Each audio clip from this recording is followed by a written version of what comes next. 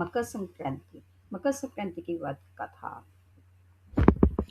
मकर संक्रांति धार्मिक मान्यताओं के अनुसार मकर संक्रांति के दिन गंगा मैया भगीरथ के पीछे पीछे चलकर कपिल मुनि के आश्रम से होती हुई सागर में जा मिली थी। कहते हैं इसी दिन भगवान विष्णु ने असुरों का अंत किया था। साथ ही इस पर्व की एक कहानी धर्मराज से भी जुड़ी है।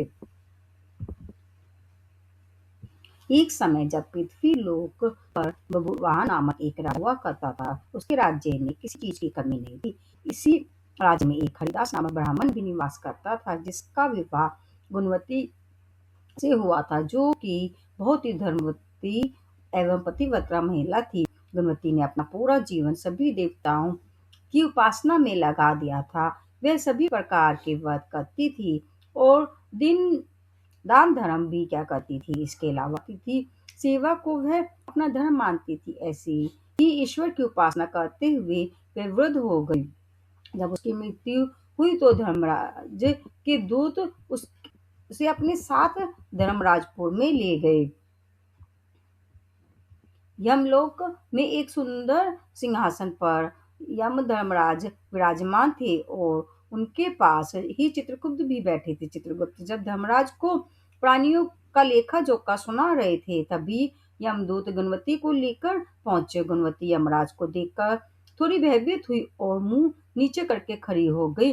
फिर चित्रगुप्त ने गुणवती का ब्यौरा निकाला और उसके बारे में धर्मराज को बताया। धर्मराज ने गुणवती का पूरा ब्यौरा देखा और वे प्रसन्न हुए, लेकिन फिर भी उनके मुख पर थोड़ी भी सी उदासी भी छाई हुई थी। यह देखकर गुणवती ने पूछा, हे प्रभु, मैंने तो अपने जीवन काल में सारे सत्कर्म किए, फिर भी आपके मुख पर उदासी छाई है। इसका क्या कारण है प्रभु? मुझसे क्या भूल हुई है? धर्मराज ने कहा, हे देवी, तुमने सभी देवी देवताओं के व्रत किए, उपासना की, लेकिन कभी भी तुमने मेरे नाम से कुछ पूजा या पाठ या दान नहीं किया। धर्मराज की बात सुनते ही गुणवती क्षमा याचना करने लगी और कहने लगी कि हे प्रभु, मुझे आपकी उपासना के बारे में कुछ पता नहीं है। कृपया करके मुझे ऐसा उपाय बताइए प्रभु, जिससे सभी मनुष्य आपकी कृपा के पात्र बन सके। मैं आपके मुख से आपकी भक्ति का मार्ग सुनना चाहती हूँ और मेरी कामना है कि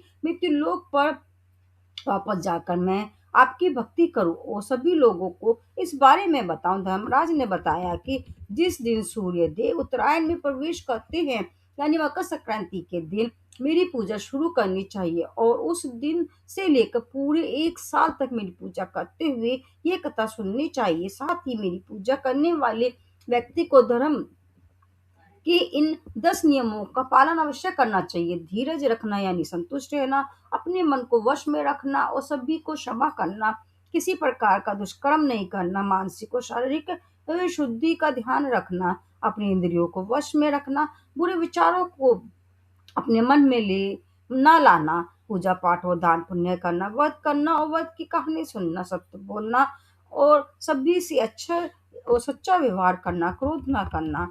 धर्म के इन सभी लक्षणों का पालन करते हुए 1 साल तक मेरी तथा नियम से सुने मेरी इस कथा को सुने, दान पुण्य और परोपकार के काम करें और अगली मकर संक्रांति पर इस व्रत का उद्यापन करें। इसके बाद मेरी एक मूर्ति बनाकर विधि विधान से प्राण प्रतिष्ठा करवा कर हवन पूजन करें और साथ ही चित्रगुप्त को भी पूजा करें और काले तिल के लड्डू का भोग लगाएं। इसके बाद ब्राह्मण भोज करवाएं व बांस की टोकरी में 5 सेर अनाज का दान करें। साथ ही किसी जरूरतमंद को गद्दा, तकिया, कंबल, छप्पन, लोटा व वस्त्र आदि का दान करें और संभव हो तो गोदान करें। धर्मराज से व्रत की पूरी कथा सुनकर गुणवती ने पुनः धर्मराज से प्रार्थना की, हे प्रभु, मुझे फिर से मृत्यु लोक में जाने दीजिए, जिससे मैं आपका व्रत कर सकूं, साथ ही इस व्रत का प्रचार भी लोगों में कर सकूं।